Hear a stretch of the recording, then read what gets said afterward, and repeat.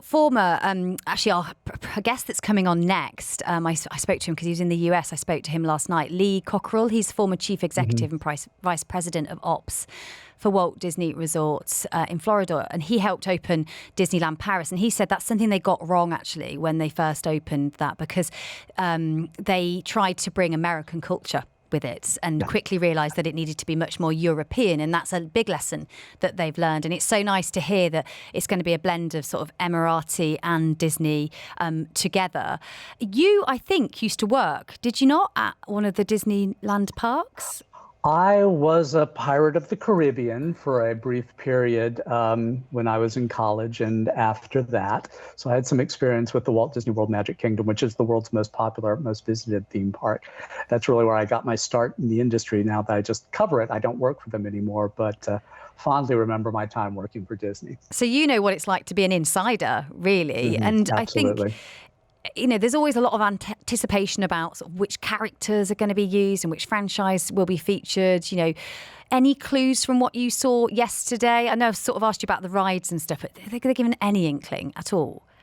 I think what we're going to see is they promised the most technologically advanced. So let's start with their most technologically advanced ride systems that they've got out there. The ride system for the Pirates of the Caribbean attraction in Shanghai, which is a very unique twist on a boat ride that actually involves magnets and projection mapping and a whole bunch of neat technology. The technology that they have in the Zootopia attraction, which are these trackless cars that are guided by a local navigation system. A lot of really techie stuff that comes in here. But in terms of the actual characters, I think they're going to look for ones that resonate with the Emirati audience, resonate with audiences in the MENA and South Asian areas.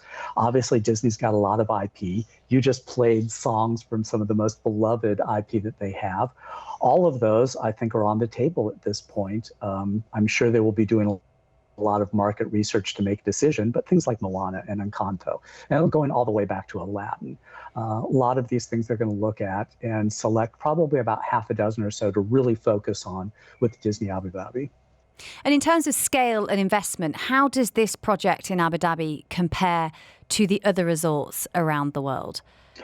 Well, the very different thing about this is not Disney's investment. This is Moral's investment. They're using a business model very similar to what they have in Tokyo, where Oriental Land Company, OLC Group, owns and operates that property under license from the Walt Disney Company. So this is really Moral's decision on how much money that they want to spend here. Disney's going to be designing this in conjunction with Moral. But both of these parties, they're going to want to go all out. Moral has a track record of exceeding creative benchmarks with every partner that they've had in the past. That's the best SeaWorld park in the world. That's the best Warner Brothers park in the world. If you want to hold this standard here, will this be the best Disney theme park in the world? That's something that I think a whole lot of fans are hopeful for and something I'm very much looking forward to.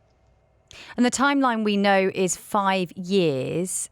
How realistic do you think that is based on the other builds that you've covered? Like, what milestones should we be looking out for here? Obviously, the first milestone that we see is going to be confirmation of the specific site on Yas Island that they're working on when we start seeing dirt moving on that project right now, when we start seeing more specific concept art for attractions. Announcements about specific IP, specific characters that will be featured in that. If they're going to keep to 5 years, that's all information we should be getting within the next few months. If this is something that we don't get that information for about a year or so, I would question whether they're going to be able to hold to a 5-year timeline with that.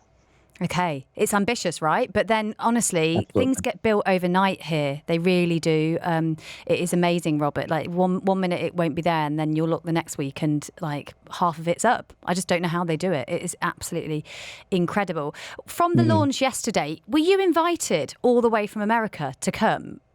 Yes, I've actually covered several theme park openings on Yas Island before I was here for the opening of Warner Brothers World and for the opening of SeaWorld. So I have a relationship with covering Moral, and they've been great partners and sources with me in the past. But I have to say, we got the notice about this about a week ago. This was an extremely quick turnaround, and I was fortunate my schedule allowed me to get out here. But the timing of this took a lot of us in the industry by surprise. Well, next time you need to give me a heads up, Robert. Now I have a relationship with you and we can get you in the studio. I'd love to get your sort of inside scoop on the best rides if you're going to go to a Disney park. And yeah, it would be awesome to catch up with you as these milestones are met in the next 5 years.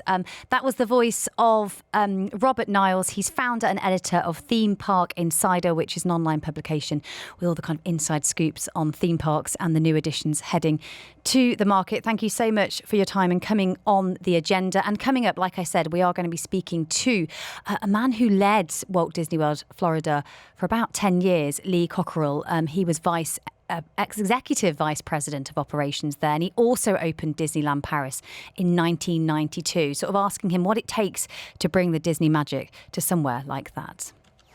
More of The Agenda is coming up next on the UAE's #1 talk radio station, Dubai.